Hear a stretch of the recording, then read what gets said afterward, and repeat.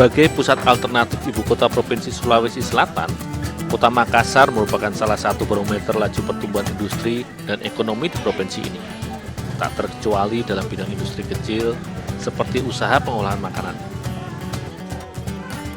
Tercatat, ada sekitar ribuan industri pengolahan makanan atau kuliner di Kota Makassar yang memproduksi beragam jajanan maupun cemilan tradisional ataupun modern, baik dalam skala besar maupun rumahan skala kecil. Perjalananku kali ini akan mengintip membuat salah satu olahan kue tradisional khas Bugis di rumah produksi milik keluarga Pak Irman di wilayah selatan Makassar. Namun sebelumnya, aku membantu mengambil bahan dasar salah satu olahan kue tradisional khas Bugis di Pasar Pabaing-Baing, Kota Makassar, yaitu kentang.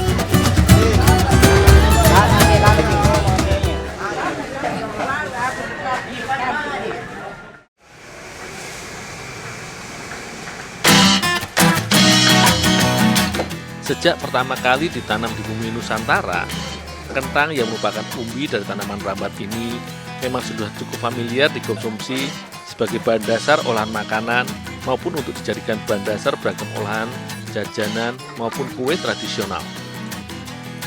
Bagi masyarakat Bugis, kentang merupakan salah satu bahan dasar dalam pembuatan kue tradisional yang dikenal akan bentuknya yang khas, yaitu kue seruni.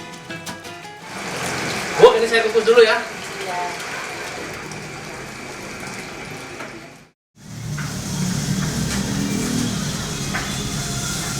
Untuk dijadikan bahan dasar olahan kue, kentang yang sudah dikupas dan dicuci bersih pun dimatangkan terlebih dahulu sebelum diolah dan dicampur dengan bahan lainnya. Kue seruni adalah salah satu jenis kue basah khas Bugis yang biasa diproduksi di tempat usaha ini hampir setiap hari. Kue tradisional ini biasa disajikan dalam wadah atau cetakan daun pandan. Karenanya, selagi menunggu kentang matang dikukus, aku juga membantu menyiapkan wadah dari daun pandan yang menjadi ciri serta bentuk penyajian kue ini. Dalam proses mengolah kue kembang seruni, sebenarnya terdapat beberapa tahapan dalam membuat bahan adonan, yaitu bahan inti atau isian dan juga bahan luar atau adonan pembungkusnya. Kentang yang telah matang dan menjadi lunak karena proses pengukusan, selanjutnya dihaluskan hingga teksturnya lembut agar mudah ketika dijadikan adonan isian dan dicampur dengan bahan lainnya.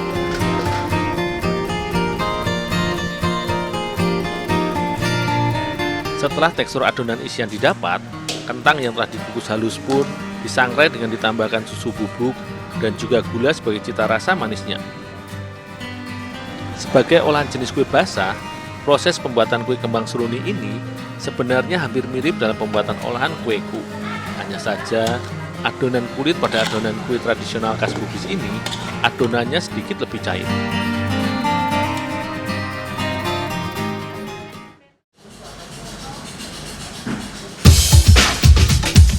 Selagi aku menyiapkan kentang sebagai bahan isiannya, Ibu Ainun dengan dibantu karyawannya pun membuat bahan adonan kulit dan juga flak.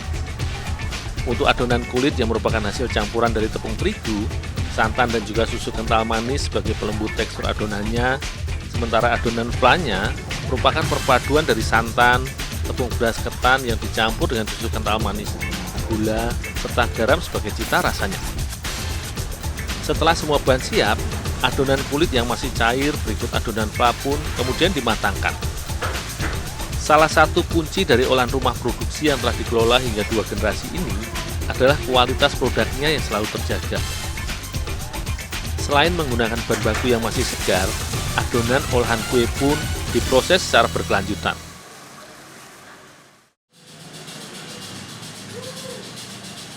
Adonan kulit yang masih cair pun kemudian dimatangkan dengan cara dikukus sebelum kembali diolah.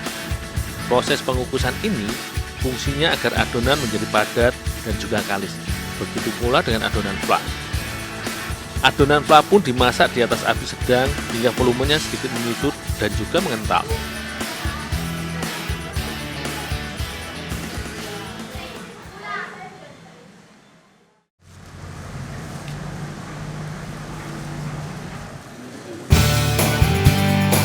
Di rumah produksi yang sudah beroperasi sejak tahun 1965 ini, hampir setiap harinya memproduksi sekitar 100 varian kue tradisional dan juga modern.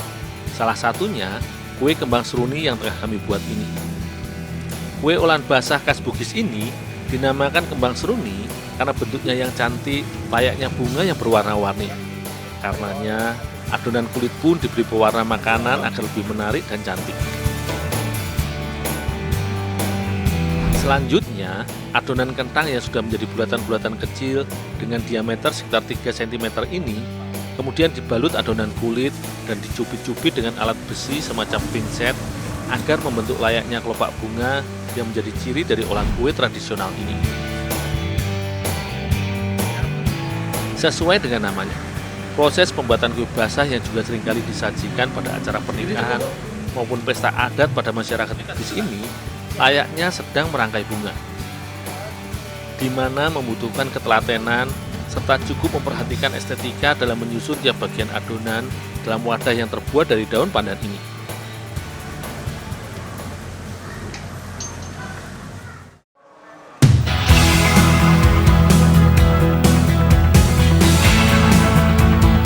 Selain dari penampilannya yang sangat cantik, kue kembang seruni merupakan salah satu ragam kekayaan jajanan Bugis yang masih sangat digemari hingga sekarang.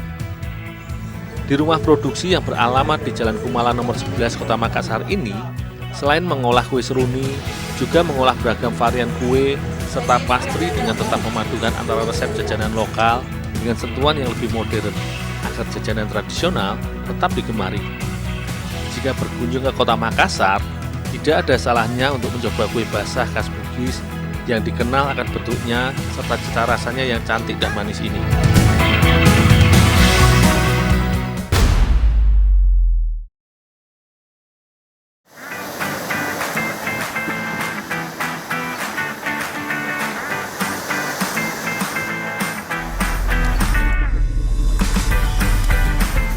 Lumayan juga hasil mancing hari ini.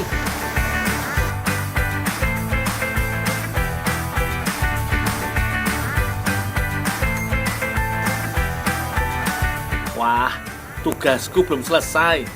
Ternyata sudah ada yang menunggu.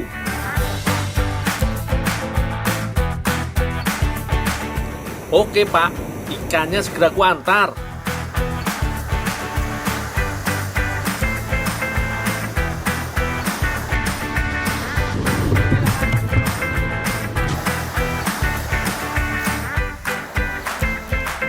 Hasil laut di Pangandaran lumayan melimpah. Nggak heran kalau banyak olahan khasnya.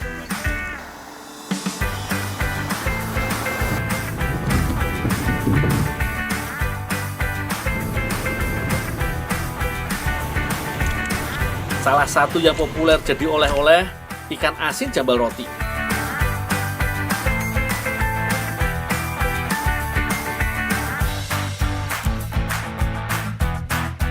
Nah, ikan manyung yang aku bawa ini akan dijadikan ikan asin jambal roti.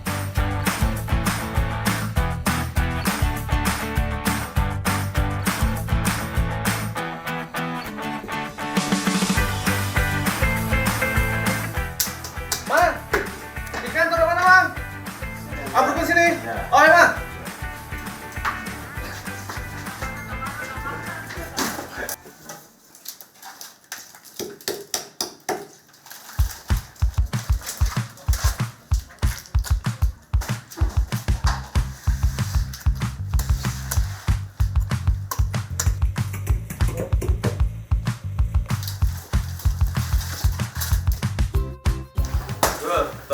Tolong itu potong kepala yang buat super. Oh, ya Mas. Ya. Isi perut ikan memang harus dibuang yo. Soalnya tidak sehat dan kandungan airnya terlalu tinggi. Jadi bisa membuat ikan cepat busuk. Ikan manyung tidak hanya dimanfaatkan daging ikannya. Gelembung ikan manyung juga bisa dimanfaatkan loh. Katanya sih bisa dipakai juga sebagai bahan benang operasi. Keren juga yo. Hampir setiap hari, Pak Sariman dan karyawannya membuat persediaan ikan asin. Sebenarnya, banyak jenis ikan yang diasinkan. Tapi favoritnya tetap ikan manyung atau jambal roti karena dagingnya tebal. Ternyata ada 2 jenis pengasinan ikan loh. Bisa dengan penggaraman yang direndam dan langsung jemur. Ada juga asin super seperti yang mau aku buat. Tekstur asin jambal roti super lebih rapuh dibandingkan yang biasa. Dul, itu buat jambal supernya kesiniin. Oh, iya Pak.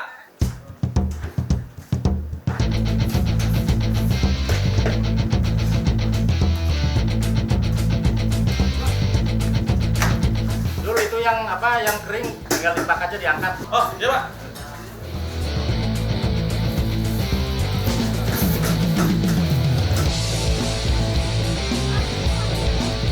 Ikan manyung yang sudah bersih diberi garam mulai dari dalam rongga tubuh sampai ke seluruh permukaan.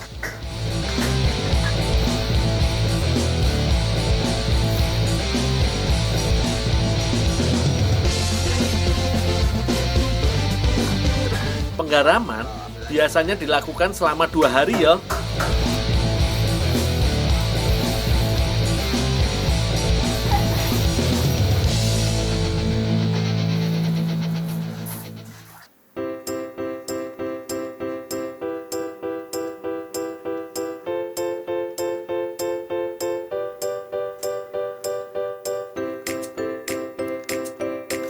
Setelah hari ketiga, ikan dibelah dan dijemur sampai kering.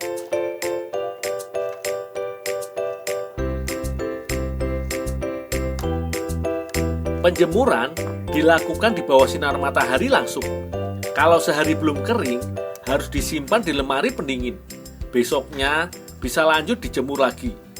Jadi, kondisi ikan masih tetap bagus dan aman.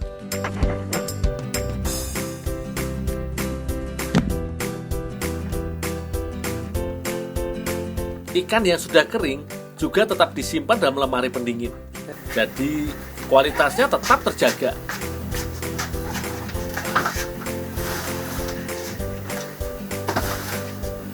Bu, ini Bu. Oh, Ya. simpan. Ya, terima kasih, Dul.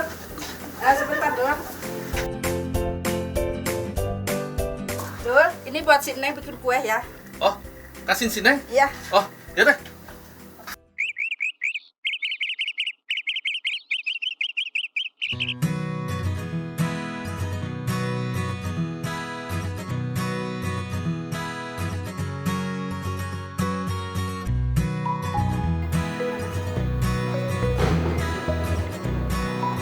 Jambal roti paling enak ditumis dengan cabai hijau.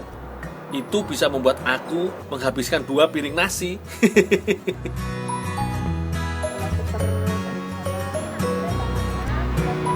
Tapi Teh Furi mau bikin beda. Jambal roti akan dijadikan kue talam. Wih, sepertinya menarik.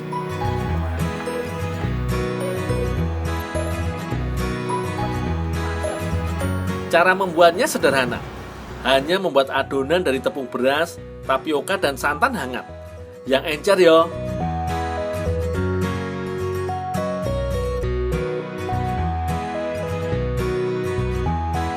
Tenang saja, nanti jadi padat setelah dikukus.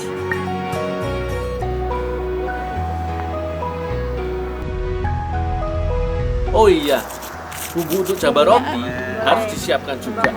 Pakai bawang merah, bawang putih, cabai rawit, cabai merah, jahe, gula, dan garam. Semuanya diulek sampai halus.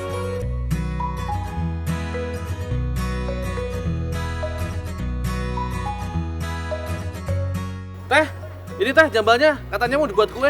Oh iya ya, tinggal disuir-suir aja ikannya. Disuir-suir. Ya. Oh, ya ya. Nih Mas, nih bumbunya udah siap. Oh, ditumis juga. Iya, ini ditumis. Oh, ya ya ya.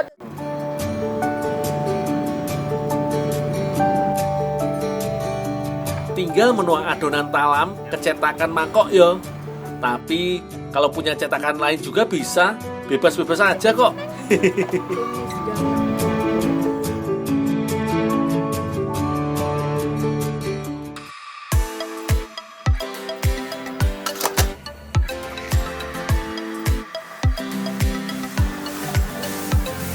Yang dipakai hanya dagingnya saja ya, langsung ditumbuk sampai halus.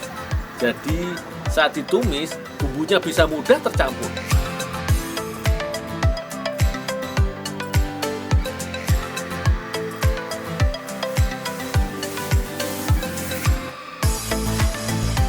Ada yang tahu kenapa disebut kue talam? Setauku sih, talam jadi sebutan wadah untuk mematangkan adonan. Talam tidak hanya populer di Jawa Barat loh, tapi juga di beberapa daerah di Indonesia seperti Jawa Tengah.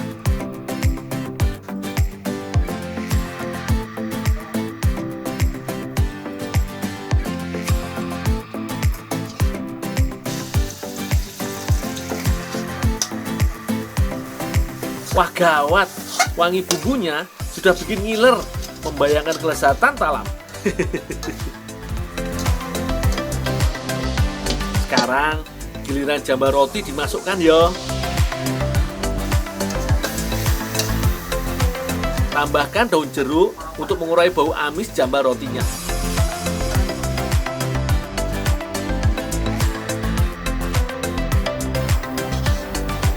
Udah, Dul? Udah teh? Biar aku lanjutin aja. Oh ya.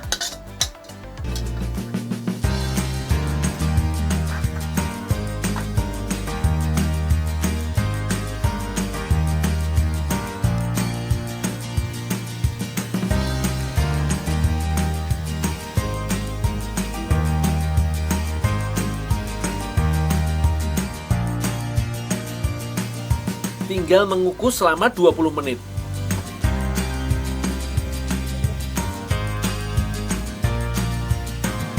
Setelah padat, tambahkan tumisan jambar roti.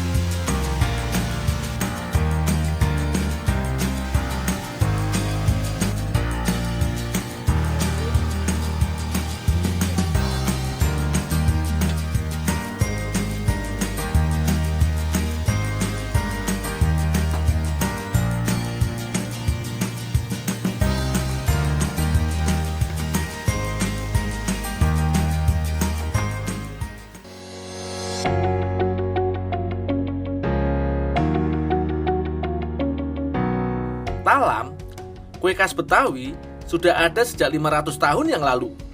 Kue ini dipengaruhi kebudayaan Tionghoa dan Eropa. Teksturnya kenyal dan agak lengket.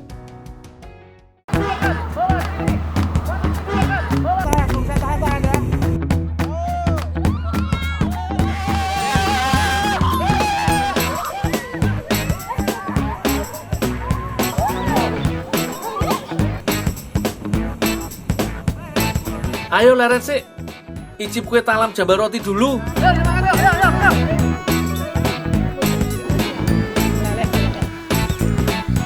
Wah, pas tenan iki, cita rasa asin dan pedas bikin nambah terus.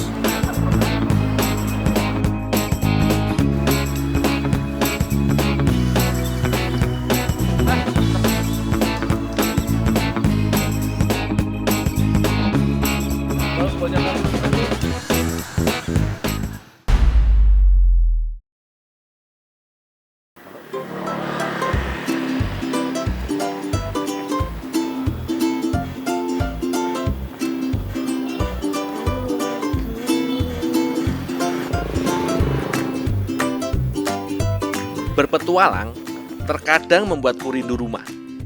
Hari ini aku pengen mudik. Sudah lama aku nggak ketemu adikku.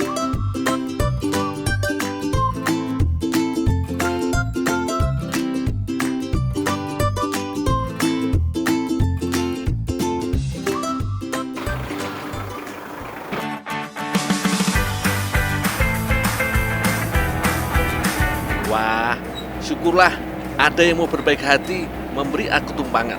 Setidaknya aku bisa menghemat energi.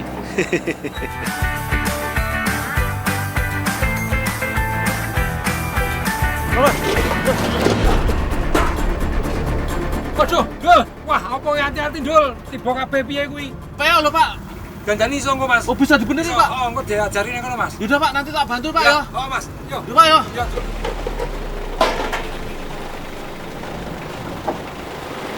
Oke Pak, jalan.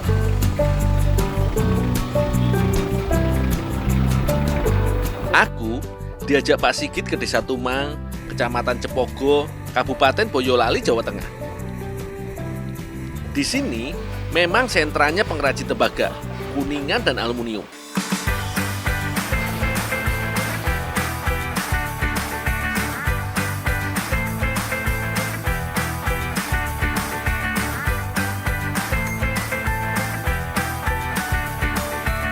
Barang yang dibuat bermacam-macam, mulai dari peralatan rumah tangga seperti wajan, jedi, dan keren atau tungku. Ada juga kap lampu, guci, sampai membuat kubah masjid dan hiasan pintu.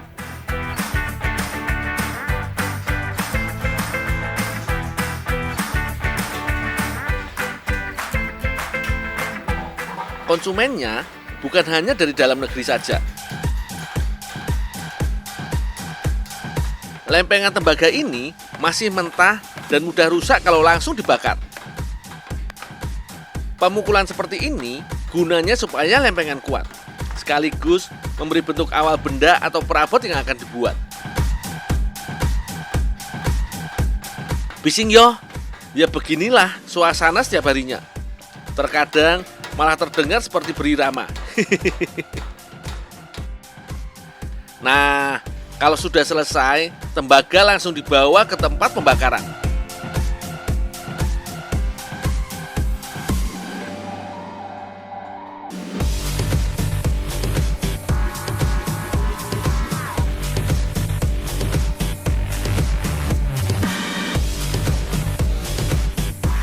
Pembakaran menggunakan arang yang dialiri udara dari blower.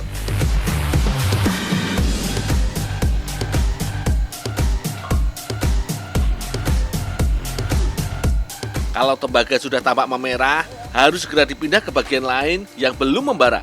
Kalau tidak, tembaganya akan meleleh.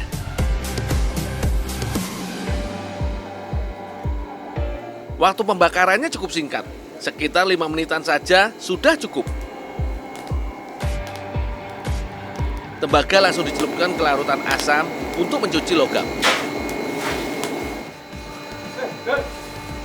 Dul, Pak. gue kue ini, Dul. Ini buat saya, Pak. Oh, gue kue ini. Oh, ya makasih, Pak. Ya. Wah, matur nuwun Pak. Adikku pasti senang kalau dibawain oleh-oleh ini. Dul.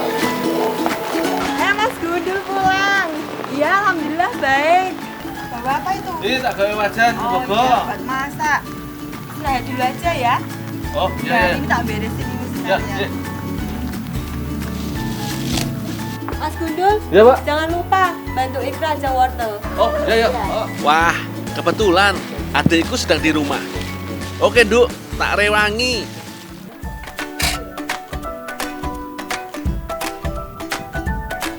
Kalau sudah sampai rumah, rasa lelah pun terbayar dengan melihat adikku yang sehat dan bahagia.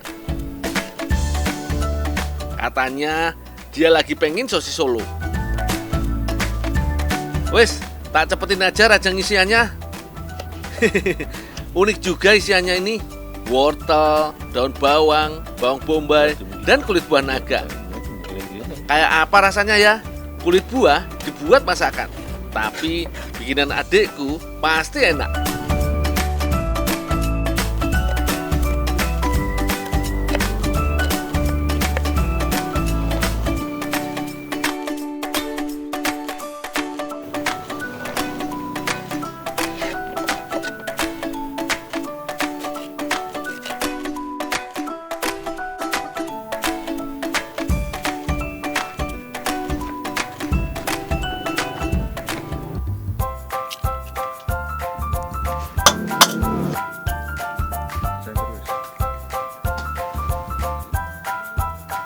Ternyata di sana dia dan Bu Siti sudah siapin adonannya. Ada telur, garam, dan lada yang dikocok.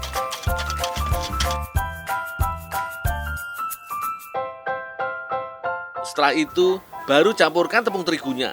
Aduk lagi adonannya sampai rata.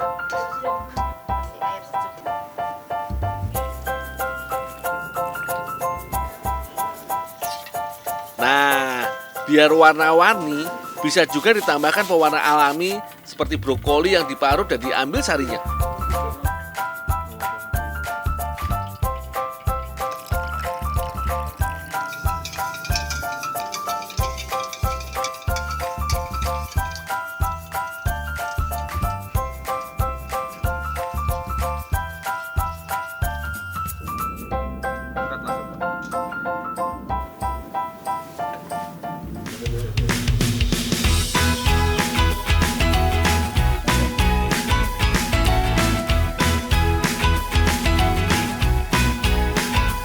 Cara membuat kulit sosis Solo sama seperti membuat kulit dadar gulung.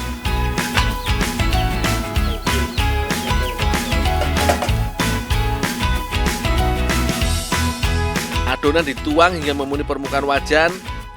Tapi ingat yo, jangan terlalu tebal atau terlalu tipis.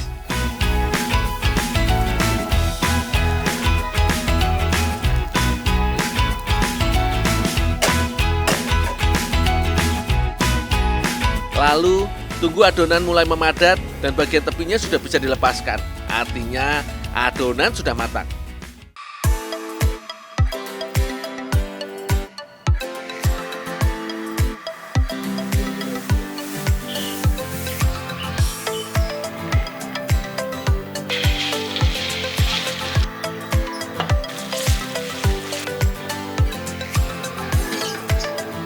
Tugasku bikin isi sosis Solonya. Tinggal menumis rajang aneka sayuran dan bumbunya.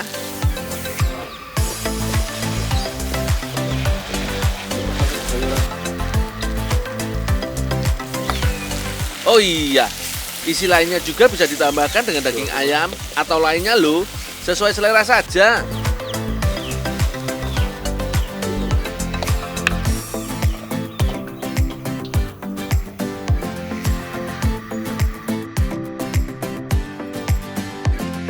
Dok, isiannya udah matang ini, Dok. Oh iya, makasih ya Mas Dul.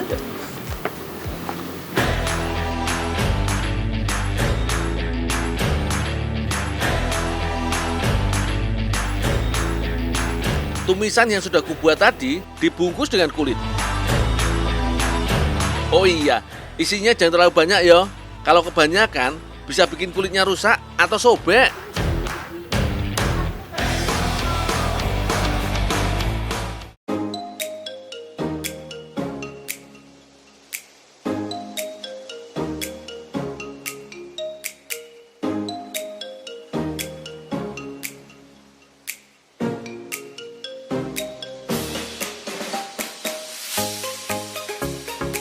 Mantap tenan.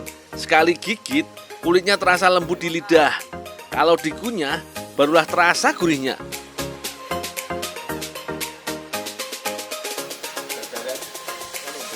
Oh iya, sosis Solo bisa disajikan langsung atau digoreng lagi.